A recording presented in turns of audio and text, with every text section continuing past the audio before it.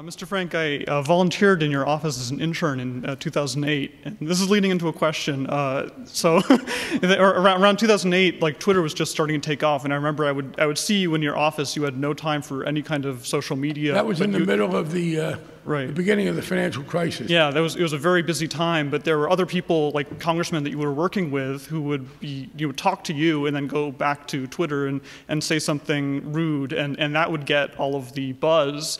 And I'm in agreement with what you were saying earlier, that this does seem to, social media does seem to reward like arrogance and misplaced pride, but that seems to be informing our political conversations recently. That these are the loudest voices, and they get the most talk. I agree. I remain unconvinced. You may be able to tell that from my answers, but if I had had to tweet any of my answers, I would not have been able to say anything I wanted. I do not think that the Hillary Clinton email will have any political effect. I think it's inside baseball, unless something comes out that was very rude and embarrassing, and I don't expect that to happen. But I do have this question for her. Who the hell can read 50,000 emails? And why are you sending emails when you should be talking to people?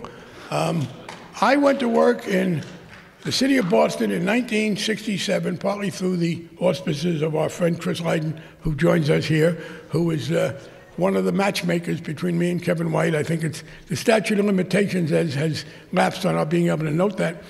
And one of the things I literally was told, it was something that was first articulated by Martin Lomasny around 1910.